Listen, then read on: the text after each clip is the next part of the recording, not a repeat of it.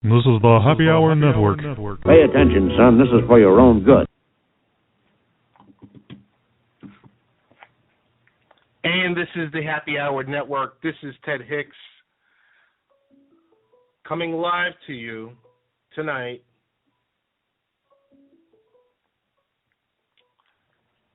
And good evening, folks. This is Ted Hicks from the Happy Hour Network from Late Night Parents.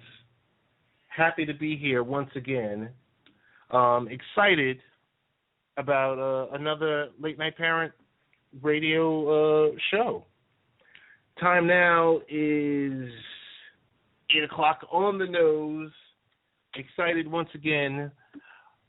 Ways to get in contact with the show. Ted Hicks, or Real Ted Hicks, on Twitter. You can catch us, Late Night Parent, the handle on Twitter. The Facebook page is facebook.com/Late Night Parents. And you can go to the website. How you like that? You can go to the website, latenightparent.com. So happy to be here. A lot of things happening this week. And I know you didn't hear the usual start music. You just heard this is the Happy Hour. We're just trying something new this week. This episode is demystifying the myth. There's a lot of myths going on out there nowadays, and any way you look at it, we tackled two this week. One, going to the dentist, and number two, guess what? Homeschooling. So we tackled both of those myths. Before I get started, I got to give a shout out to all of our radio partners. As always, happy to, have your guys' support. Happy to be riding on your networks, from, our iHeart affiliates, with NGSC Sports, UNIR1 Radio, Life Improvement Radio, XRP Radio, the best of the best of internet radio. I-95 Sports. I mean, there's no one that does it better than Bobby Blackjack. I'm sorry. No one really does. And believe it or not, it's a live show, and someone is calling me as usual.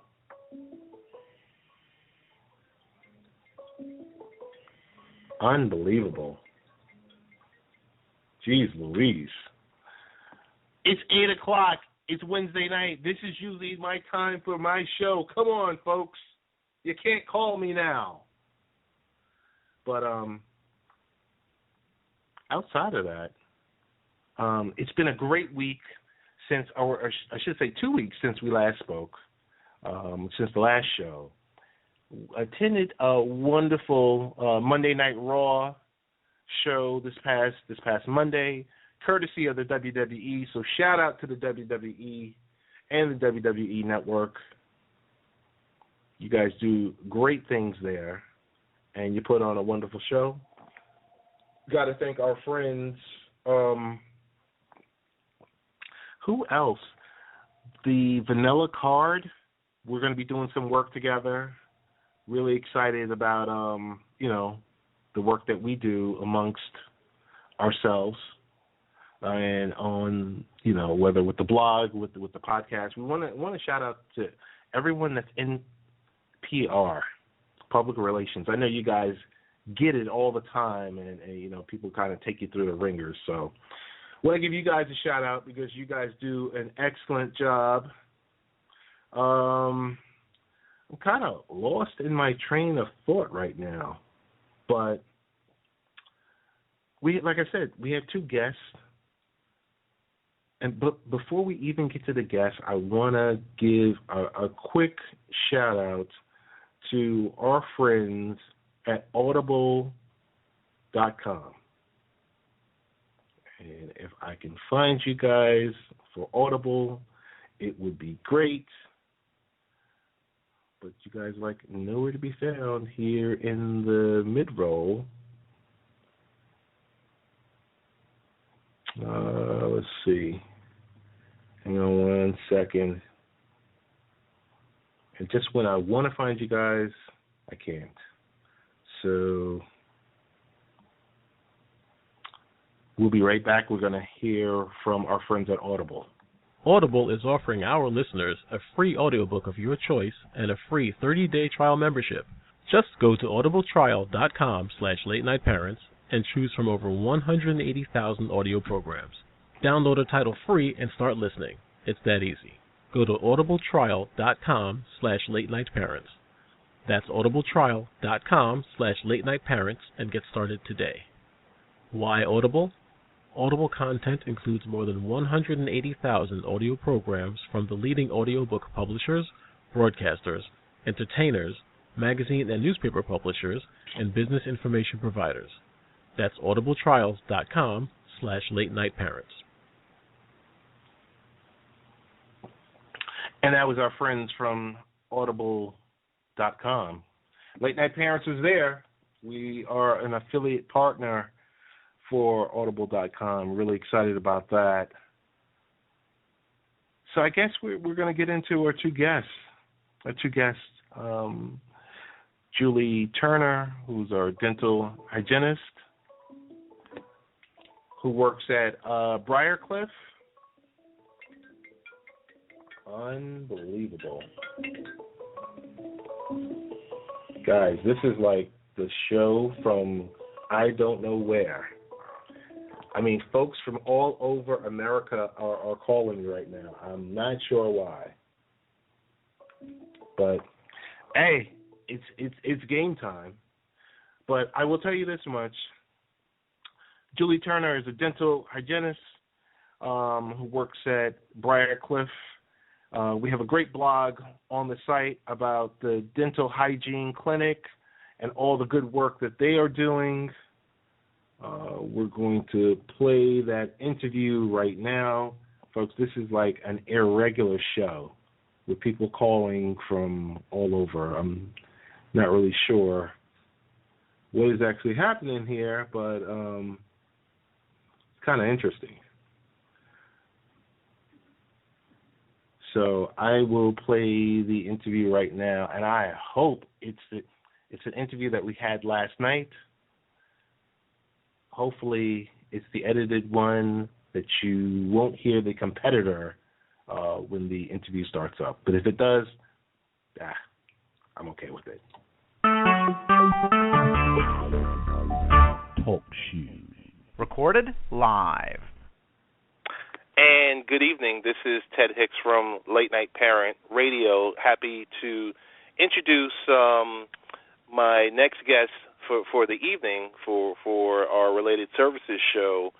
But before I even get to introducing it's a topic that sometimes people feel that, I don't know, they're a little touchy about it, because anytime you talk about someone's dental hygiene or their dental care, it's a touchy topic. It's kind of like their overall hygiene of their body, you know. So with that, I can go into many different stories of when I've gone to the dentist, or been victimized by the dentist. But no, I actually really do love and care for the good folks at Baldwin Dental that I always go to see in Baldwin, New York, where Pat is my dental hygienist.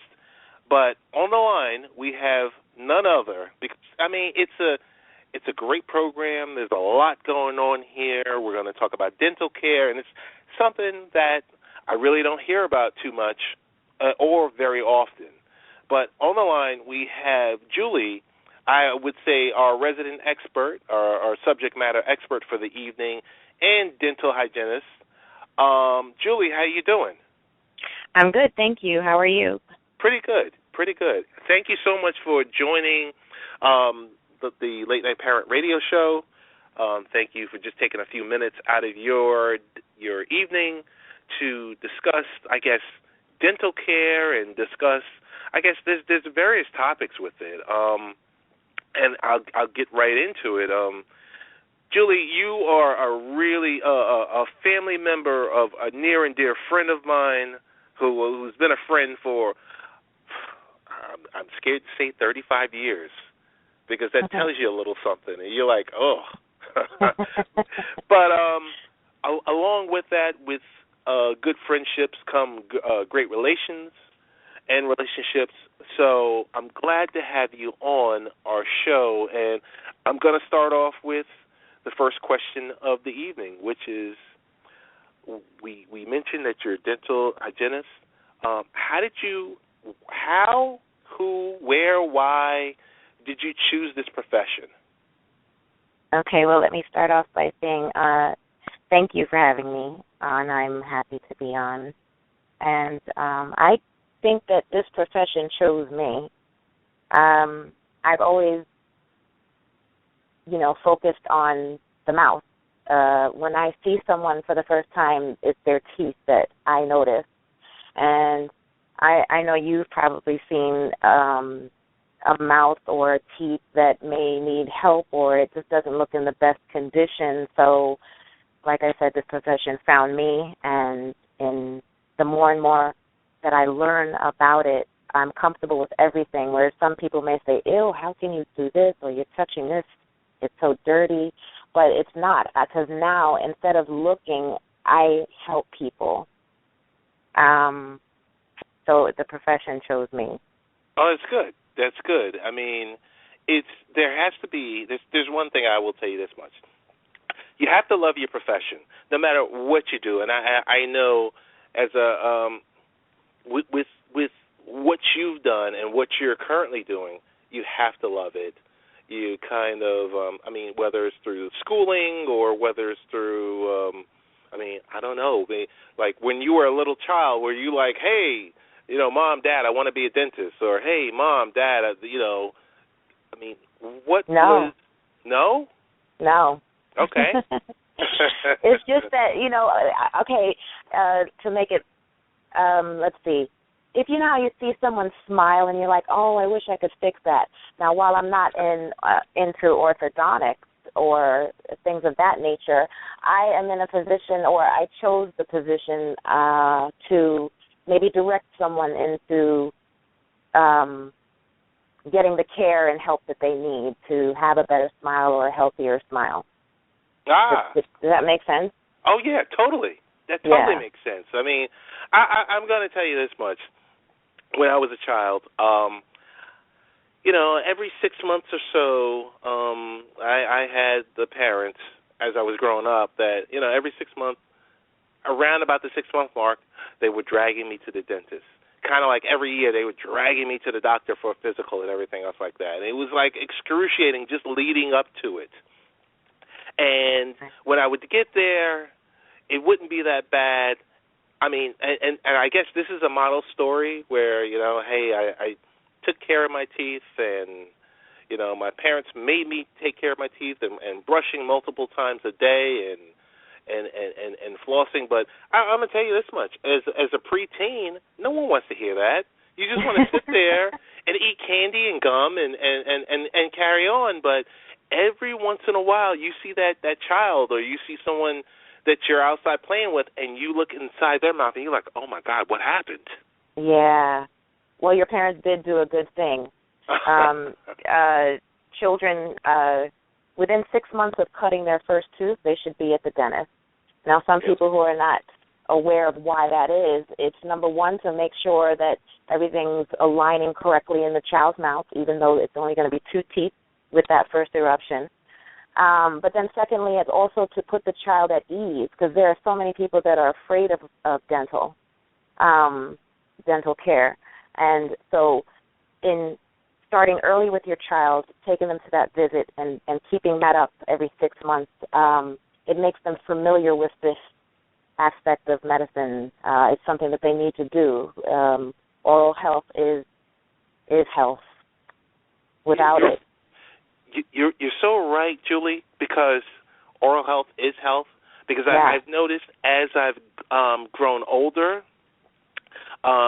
so my hygienist has mentioned to me you have a lot of calcium buildup on your teeth. So guess what? Instead of 6 months, I want you in here, 4.5 to 5 months, to let's see if we can combat this issue. And it's kind of it was slightly unnerving because I'm going to tell you, for one, when I go to the dentist nowadays, now that I'm in my 40s and and a dad, and I'm kind of grimacing as I'm under my hygienist pad is pulling and poking and prodding and scraping and all the above, and I'm like, okay, so did this calcium build up or type of whatever they're telling me that I have? I mean, when you say when you hear calcium buildup, what do you think? Like, what first comes to mind with you being in this profession? Well, okay, it would be calculus. Is it calculus that she said? Maybe she did say calculus and not calcium. Yes, calculus. Some people, calculus is basically tartar. Okay. Calculus is just a medical term for it. And some people will have a buildup faster than others. Or some people acquire that in their mouth faster than others. So by her asking you to come in more frequently, it's just helping so that you don't accumulate so much. In the 6 months' time, for regular people, they have a certain amount. Even with brushing and flossing, you're going to have a certain amount. But there are other people that accumulate it more rapidly. And that doesn't mean there's something wrong with you. It's just that for maybe you and others, you just accumulate the calculus faster. All right. I mean, so therefore, just to have it removed. Okay. I'm okay with that. But here's the situation. So my insurance covers me for 2 visits per year. Okay. At this rate, my hygienist is telling me come in every 4 months, so that leads to 3 visits per year. Let's just say if we're dealing with someone, and yes, I'm blessed, I'm working, and I have health coverage. Let's say, what happens to those folks that don't have dental coverage? Or let's just say they're working and they decided to opt out of the dental coverage. I mean, what's to happen to folks like that? Well, sometimes the dentist can ask the insurance company for coverage for it's a necessity. So you're not just a normal patient, or the person that happens to is not just a normal every 6 month patient. Their care needs a more frequent visit. So some insurances would cover it when it's like prescribed in that manner. But overall, if you don't have insurance, then there's clinics like the one at Briarcliff. They offer the same thing that your hygienist would offer you, having you come in more frequently, which is the cleaning. And that's the services that we offer at our school. Wait a minute. I got to stop you here, Julie, because you're telling me there's something called there's free dental care. And yes. This is something that I didn't know anything about until about maybe a week and a half ago. And I was really amazed by it. And I the work that not just your clinic is doing, but I know there's going to be a couple of other neighboring clinics that are that have a similar program. I actually had to put it up on Late Night Parents and I put it up there as free dental care.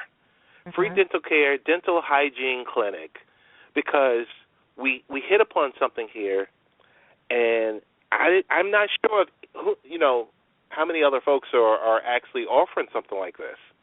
So, I mean, I guess give me the lowdown on it. I mean, the blog is one thing, but hearing from someone like yourself is something else, because, I mean, this is a real serious issue, but you guys and your company, your school is combating it a different way. So you're offering free dental care. What's behind all of this?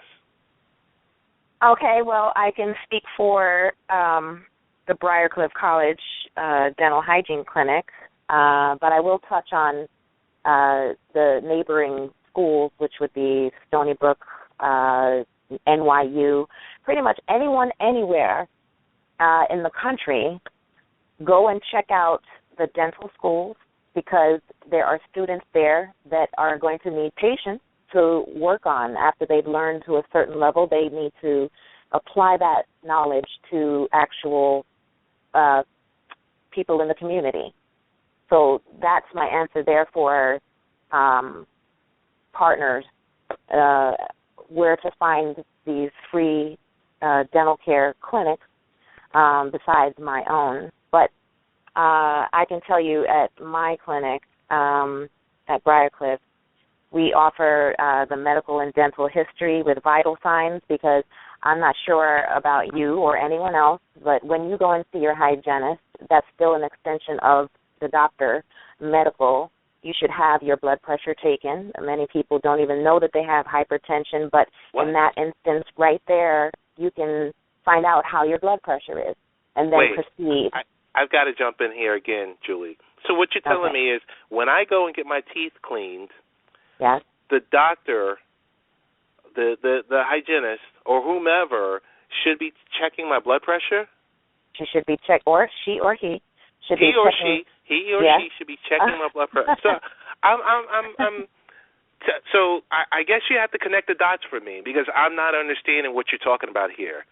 Why would they be checking my blood pressure?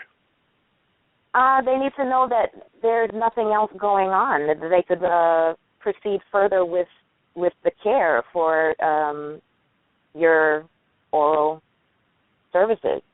Like I said, hypertension is something that people don't know that they have, and in that instance of checking your blood pressure, many people have been found to have hypertension. It's just an extension of medical. This is a medical, like going to your regular MD. The dentist is not an MD, but still they practice a certain medicine, and that is part of it. If you have blood pressure that is 180 over 110, you can't be seen. You need to be in the hospital. There have been people that have had high blood pressure as such, and they had to stop services immediately and call the ambulance and send them right out to the hospital. Something's wrong. That's why we cannot proceed. And unfortunately, I've been in many dental offices, and the hygiene care was not a part of that. That's something that they don't do anymore. So Julie, I gotta jump in here, and I'm sorry because I gotta say, was that a standard, or was that not a standard, or is it? I mean, what's your take on that? It's a definite standard. It's a standard in school, a definite. But unfortunately, certain practices will deem what is going to be done in their practice or not. Okay. I am a New Yorker, and I've gone to the dentist like you. My mother dragged me, thankfully. Yes. And when I left, I moved to North Carolina for a little bit, and I went to at least 3 different dentists in the 13 years that I lived there. And my first time, I couldn't believe that she was taking my pressure, and then let alone also giving me what I would say would be a massage. But the massage was really an oral screening. That's something, oral cancer screening, I'm sorry. That's another thing that is nixed out. The oral cancer screening is checking all your lymph nodes to make sure that they are not palpable, indicating cancer or some other infection of some sort. Pretty much like, for an example, like Celine Dion's husband, let's say, he just all of a sudden realized that there was a swelling in his neck. Now, I can't speak for what the frequency of his dental care was, but that's something that you would catch in the dental office every 6 months. generally your lymph nodes are not going to swell like overnight. So the oral cancer screening is very important. I'm telling you, you were taking me to school right now. I'm serious because so let's say this. Let's say, and you got to walk me through this process. So okay. I currently don't have dental coverage. Okay. I'm Ted Hicks. I currently don't have dental coverage, and I happen to be in the Medford-Patchogue area, and I see, oh, hey, Briarcliff College. You know what? I saw a blog on Late Night Parents, and it said that I can go get my teeth cleaned or get checked up or have my teeth whitened or the various related services that you offer. And I walk in the door, and I said, I'm looking for Julie, number 91 from Unit 4. What happens? Okay, first I would tell you you should make an appointment because generally there's not that many open slots. So just to save you the trip and you actually know you are going to get service, you should make an appointment at the clinic. And you can do that by calling area code 631-730-7211. Oh, okay. Yeah. So let's just say I decided to follow the protocol.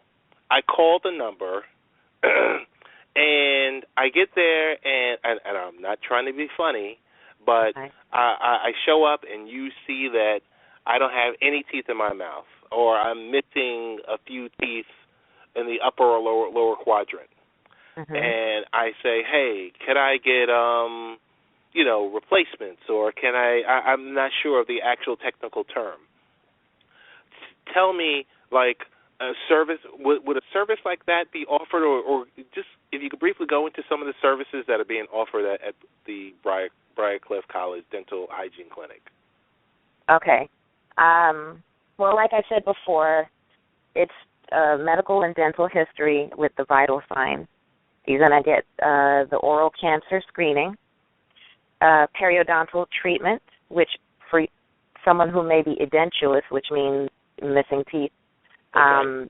Or someone with diabetes, they may have poor gum health, or most likely because of the disease. Someone who smokes, they may have gums that need treatment. You're going to get intraoral or extraoral x-rays for free, which you can get a copy of and take it to your primary dentist. We also give sealant. Those help protect the fissures or grooves of the teeth. Then there's the coronal polishing and fluoride therapy. So all of those things we offer free. If you need filling, if you need replacement of missing teeth, those are things that our clinic would give you a referral for to take to either your primary dentist, or we can refer you to a dentist. Okay. So I see the related services. I'm really impressed by it. Tell me this much. Now, let's just say I'm Ted Hicks, who's used to going to Baldwin Dental in Baldwin, Long Island, and I happen to step into the Patchogue Medford area and go to Briarcliff's Dental Hygiene Clinic. Are there any differences in the experience? The difference is going to be, number one, because it is a school, everything has to be done right. Everything is going to be double-checked.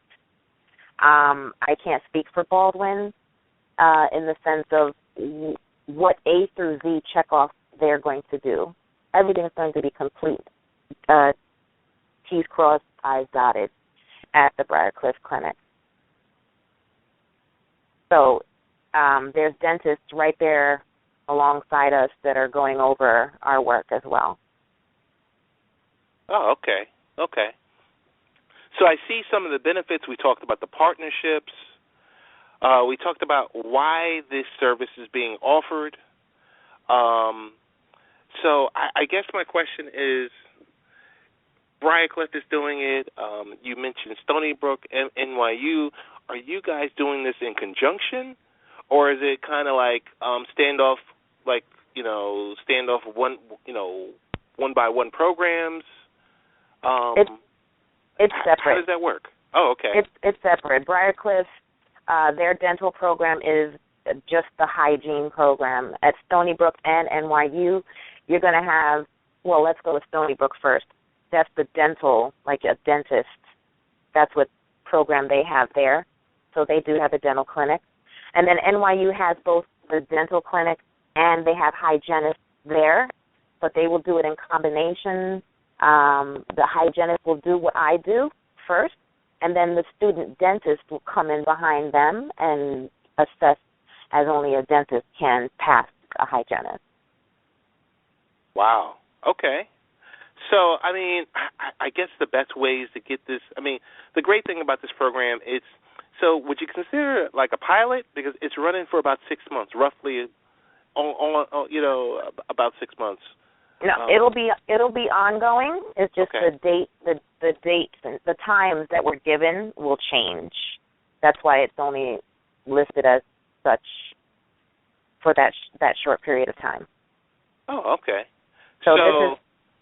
Go ahead. I'm sorry. So this is going to be for the duration as long as that is in existence, that program. Wow. Excellent.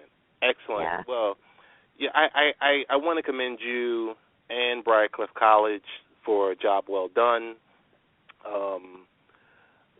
The fact that you guys are doing this, 3 days a week, through various hours, and it's, free of charge for folks. You gave the number earlier. It's 631-730-7211. Briarcliff College, the Dental Hygiene Clinic, 225 West Main Street in Patchogue, New York. I'm just really, really, really impressed, and I definitely want to say thank you for joining Late Night Parents tonight, and we wish you nothing but success. But the best thing about it is we're going to probably, check in with the dentist every, 6 months or so to see how the program is progressing and any other things that are happening. Well, Julie, we want to say thank you so much. Sounds good. Thank you, too. All right. And that's Julie from Briarcliff College, from the Dental Hygiene Clinic, and we want to say thanks so much. Thank you.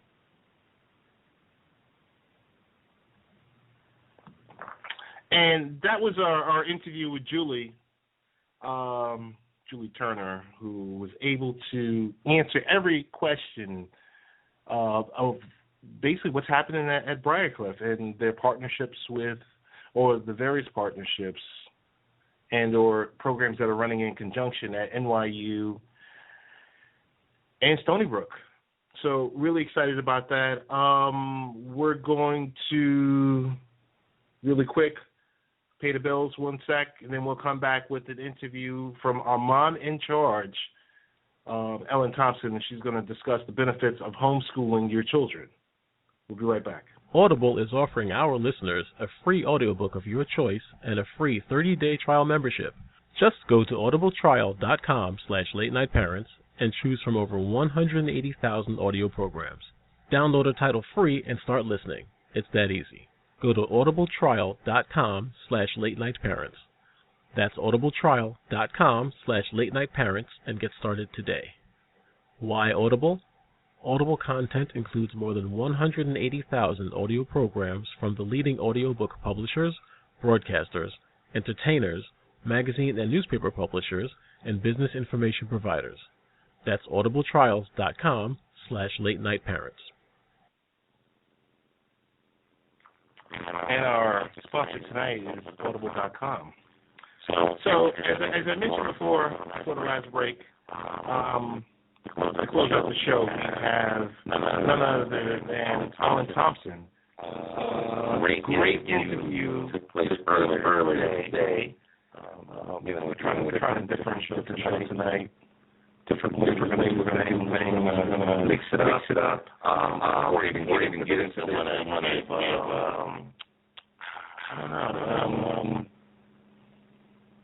how do I say PT board. And the good folks at the PT board, I believe we got a date screwed up. You guys will be on next week to talk about your mobile app and all the great things that you guys are doing in the world of education. Got a great show scheduled for next week also. So without further ado, as I mentioned, our mom in charge, Ellen Thompson, we're going to give her a great introduction. She's going to discuss the benefits of homeschooling your children.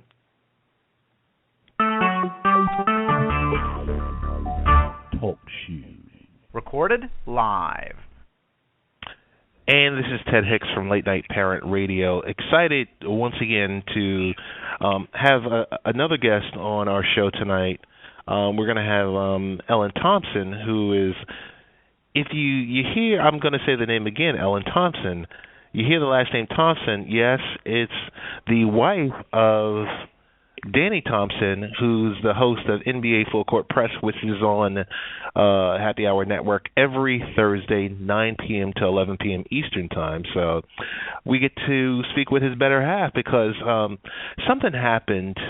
Well, it was brought to my attention about homeschooling, and I had a whole bunch of questions on it because it seems like it's something within the nation that's becoming very popular. It is something it's been going on for quite a long time, but we're noticing more parents are going that route. Me for one, I'm a dad who sends his kids to private school because, hey, I want to get that, make that better way for my children, a smaller school, class environment. Those are the kind of things that kind of drive me with choosing that option. But I'll just toss it out. Ellen, welcome to the show and glad to have you on. Hello, thanks for having me.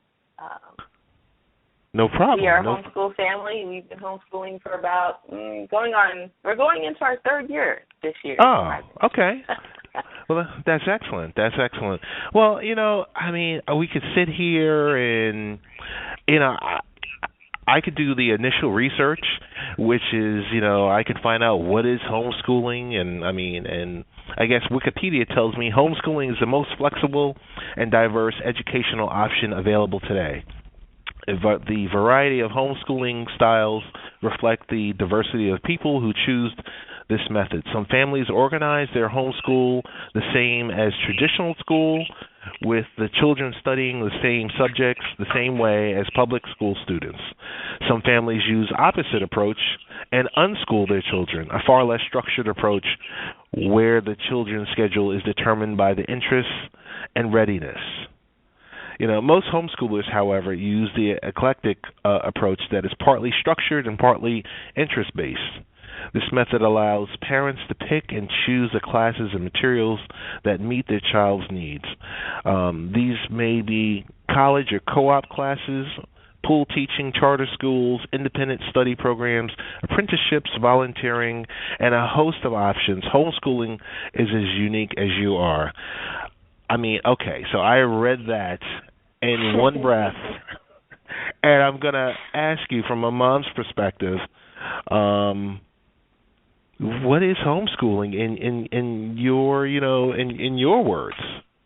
Well, I would say that is a really good gist of homeschooling. There are different styles of homeschooling. There is the unschooling where you just basically let your child learn as they want. If your child is 8 years old and they're not reading, most unschooling parents are not worried about that. They figure when their child's ready to read, they'll read, and they'll probably read at like 10 or 11. Then you have the very strict parents who are very traditional. They're traditional homeschoolers, basically bringing the school into the home. You have a Charlotte Mason style. You have a classical style that teaches the children to learn in different stages of their lives. It follows their age range, like the grammar stage is between 6 and 10. The dialectic stage is between ages 10 and 12, and then the rhetoric stage is is between 13 and 18. So, that style, follows the child and kind of goes with the natural order of how children learn. You have unit studies, and then you have the eclectic homeschoolers. And I think that's kind of where I fall in. We are like eclectic homeschoolers. We kind of pull from all different styles as far as units. We're mainly classical because we are part of a classical community in our area. But the first thing about homeschooling, before we even go into that part, I think one must understand is the legal aspect of it. Is it legal? Like, you must understand your laws for your state. And here in Florida, where we're at, our laws are pretty flexible. Our state requires that the parent get their child tested, and that we keep a folder of our child, a portfolio for the next 2 years. Okay. But every state has different laws, and I know you're in New York, and in New York, your state laws are a little different. They may require the parent to have some type of certification. So you just kind of have to go with wherever you're at. And there's a website called HSLDA, and they're a legal defense, and they have all the laws for every state on that website. So wherever you're at, you just go on that website, and they'll be able to tell you what your laws are. That's excellent. Because I was going to ask you, since it varies from state to state, the legalities behind this. So that's great. So tell me this much, like in regards with homeschooling, how much does it cost? I would say that cost varies depending on what you want to do. You can go with what they call box curriculum. And if you buy a box curriculum, that can be very expensive. It can run you almost $1,000 per child. Or you can, there's a lot of free resources out there that you can do. But for us, we pull from many different resources. So we don't use a box curriculum. One, because it usually doesn't fit our style, because, our history lesson is completely different from our math lesson. I'm not trying to reinvent the wheel with math, so I just use a regular math lesson. But I don't need the history that comes in that box curriculum. So I can pull my history from, many different resources, like the library, and everything in the mostly everything in the library is free. You can use videos. So when you ask about pricing, I could say the price varies depending on your style. For one, we budget for our homeschooling curriculum, and I don't feel like we're going too far out our way to buy our curriculum for our child that we have.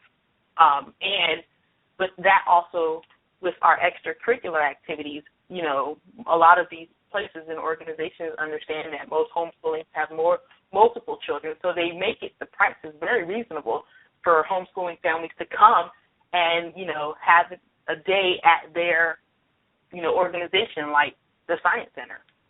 So the prices vary. I wouldn't say that it's anything that's unreasonable that a family couldn't afford to do. You just got to be conscious, and you may have to budget a little bit better. Is it safer to homeschool? Because safer.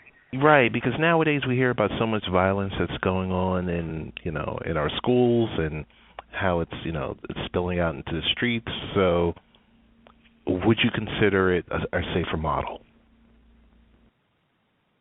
I mean, I guess I could say yes, it's safer in a sense. I mean, you can't always protect your child at every, at all times of the day.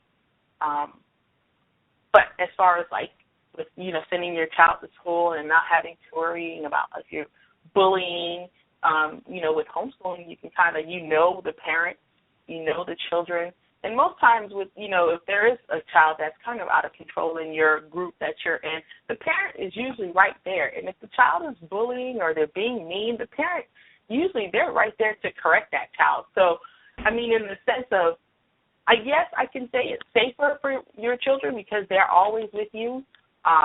And you do know who their friends are, and you know who their parents are, and most times their parents are there to correct any type of behavior issues that their child may be exuding at the time, and relatively quickly, whereas, in the schools, you have the teachers, one teacher with, between 18 and 30 children in one classroom trying to, figure out and catch all the issues going on in his or her classroom at the time. But again, is it yes, I would say it's safer, but you can't always protect your kids at all times, from everything. So. Gotcha. So tell me, give me just, I guess real quickly, 2 quick advantages of homeschooling. Like if you needed to, and I don't want to use the word sell, but if you needed to present this to someone, let's just say your husband had no idea of homeschooling, and you had to present this idea to him. If you had only, 3 examples of the advantages of homeschooling. I would say the first and foremost is that it's very personalized. You can personalize whatever your child loves, and children, they love a lot of different things at different times, and you can focus your homeschooling on that. For example, my son is into wrestling very heavily. So what we've been able to do, we bought him an encyclopedia. He wasn't really into reading. However, since he's into wrestling, we were able to buy him wrestling books. We were able to even almost kind of create like a unit study with wrestlers and study we were able to study geography. We were able to study when we study the different athletes, we can see, where they're at, where they're from. Like, for example, Seamus. Seamus is from Ireland, so we go to the globe. We look up Ireland. We study Ireland. We study the people there. We study the food there. We study the culture. That's how in-depth you can go with that. So it's very personalized. So you get him reading. You get him doing math because you have to do, like, height and weight. You have to do, like, if one wrestler is one size, you have, let's say, Big E, and he's going against another wrestler who's way smaller than him, does the size match up? So different things you can do with that. So it's very personalized. That's just on one aspect. That's what we've been able to do, and it really has been able to bring his learning alive. And he absolutely loves it and doesn't even realize that he's learning a lot of other things just by learning what he actually loves to do. So you can personalize it to that extreme. Another thing I would say is that you really get to learn and bond with your child. I think, for one, that's very important. What I've noticed with homeschooling is that with my friends who have older children, I wouldn't say like teenagers. I find that the teenagers, they still like being around their parents, but I think that stems from being with them and being able to have a conversation with them. So when they get into the older years, they're teenagers, like the 13, the 14, the 15-year-olds, they still like being around their parents. They're not that embarrassed with them. They have conversations with them. It's not just a conversation of, what's to eat, Mom, what's for dinner. It's, they actually love and enjoy being around their parents. And I think that's very powerful because you want your children to be able to come to you and to, when they're having problems especially during that time of the year, those age ranges, and to ask you questions and to get the advice from you as the, person who can help guide them in the right way. So for me, that's a really big advantage because I find that kids in public school, they tend to gear towards their friends and they tend to, ask their friends questions. Hey, what can I do with this? And it's like, that's great, but your friends really don't have life experience like we have as parents. So that's another advantage. You said 3, so let's go with a third one. My third one would be we have fun. Gotcha. Besides, being, homeschooling and doing all this schoolwork, we can have fun. And some days we probably don't feel like doing much, and that's okay. And I find that, when we just kind of learn to relax, that your children appreciate it more. We just came from a homeschool conference this week, and one thing that I got from it was, what do you want your children to remember? Because just like how you have a childhood, your children's going to have a childhood. And what do you want them to remember hearing? As far as, what do you want them to remember hearing? What do you want them to remember smelling, seeing, tasting? And with homeschooling, you can have a big impact on that. You can make it a really great childhood for them, or not. You know, if your child wants to go fishing again for the third time this week, you know, as a homeschooler, you can do that because you don't have to homeschool Monday through Friday, 8 to 4. You can homeschool at night. You can homeschool on the weekends because you spent some days during the week going fishing. But you're also building memories with your children that will last them a lifetime. So, wow. So tell me this much. How are homeschool students doing socially? I would say homeschool students are very social because they socialize with many different age ranges. They're not only with kids that are their ages, like my son is 8. He doesn't only associate with 8 and 9-year-olds. He associates with younger children, so like 3-year-olds, 4-year-olds, even as young as his sister who's 1, and he's able to see how, you know, children are, and that teaches him patience with the younger children. And he also associates with older kids because not all homeschooling families, I don't only go with homeschooling families that have kids my age. You know, they have older kids, teenagers, and so he's able to look up to them. And, you know, because in reality, in the real world, when we go to work, we're not only working with people who are our age.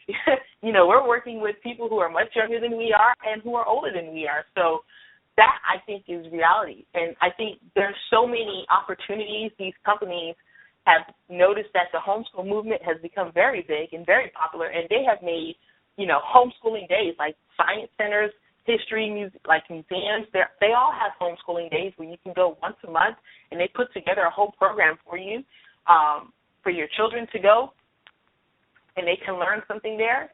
There's been times my son has told me, Mommy, can we just stay home today? Because, like, there's just so much to do. You can almost over-socialize because, you know, everyone gets caught up on this whole socialization. I got to socialize with kids. I got to have my kids playing with other kids. But there's just so much to do that, as a parent, you just kind of have to step back. And when my son told me that, I was like, I guess we're doing too much. Maybe I should stay home today. So they are not unsocialized. They socialize with adults. They socialize with children, and I think that is really reality. You know, you're not only socializing with people who are your age range, like how they keep them in public school. You know, you're socializing with everybody in the real world when you go to work, when you're in different groups. You're working with people who are straight out of college, who are 18 years old, and you're also working, you know, with people who've been in your field for maybe 15 years, who are probably 30, 40, 50 years old. So there's no lack of socialization in the homeschooling community. Will my child be able to get into college if they're homeschooled? Absolutely. I think initially that was my concern. I felt like, maybe I'll just homeschool, you know, throughout the elementary years. But as I continued this process, I met so many parents and students who have graduated from their parents' homeschooling then. And I thought that's absolutely beautiful. I mean, it's just a matter of keeping their transcript, which you're already doing because it's required by your state. You're keeping their transcript. You're looking at the different universities that you want your child to go to, and you can really build your high school transcript based exactly off of what they want. Like if they want a specific science class, you can say, hey, we're going to take this specific science class. And if you as a parent can't do it, there's so many other parents who are part of your co-op or you can find that can teach that program for you. Like, for example, I know a co-op group where the parents are helping with teaching the program, and certain parents who are like engineers or who are nurses will come in and host different classes for their co-op. So as far as college goes, it's just a matter of making sure their transcripts are what the colleges are looking for. And universities now are really looking at homeschoolers and accepting them into their schools because they know that homeschooling students are, they do have a lot of time to do their work themselves. And I think when you go into college, you know, you don't have your teacher constantly on you, reminding you, hey, you need to make sure you get this done. And they know that homeschoolers, they usually are self-motivated, and they will get the work done, and they go to class, and they get that grade, and they keep moving. They're not having to repeat so many classes. Then there are many different articles that I've read where homeschoolers are excelling in college when they get there because they've been doing so well in the years. Hey, can I homeschool if I'm overseas?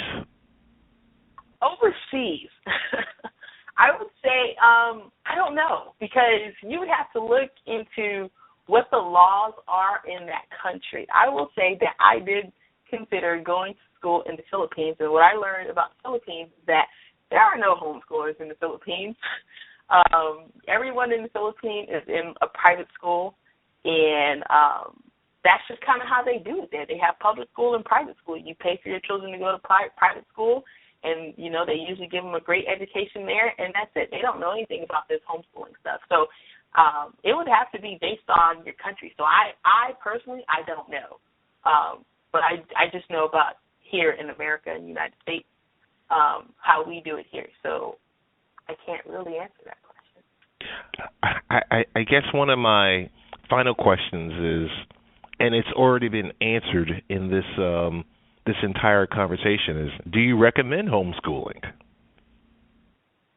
This is something that you want to do? Absolutely. Homeschooling is not for the faint of heart, and if this is not your calling, then that's okay.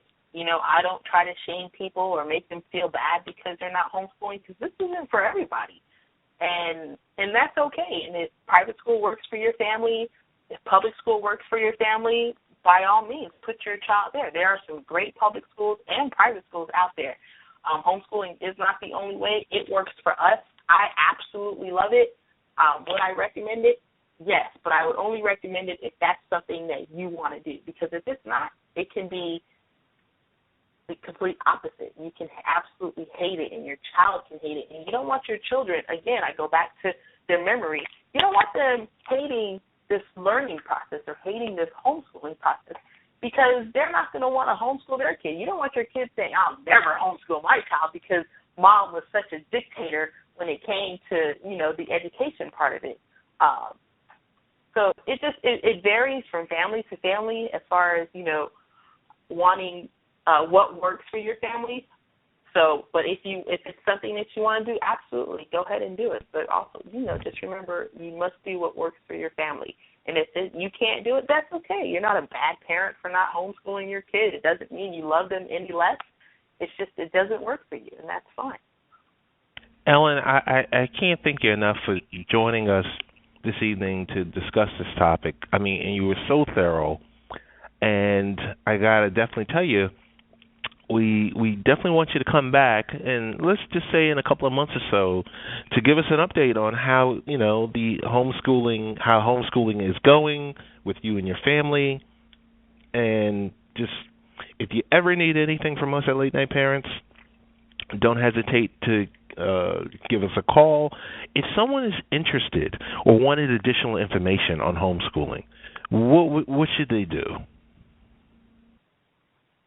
Additional information on homeschooling, Mm-hmm. I would say they should contact or find out their local state laws. At the HSLDS website, Okay. They have all the state laws there. But as far as, like, individual questions, like how does it work, I guess they can contact me. I can, you know, I'm not a guru at it, but I have been doing it for 3 years, and I absolutely love it. And if this is something that you want to do, I guess they can shoot me an email, and, you know, and ask the question. I'll respond back. All right. Well, Ellen, once again, thanks so much. Appreciate you. Thank you for taking the time out to discuss homeschooling and, I guess, demystifying the myths behind homeschooling. I guess we'll call this segment.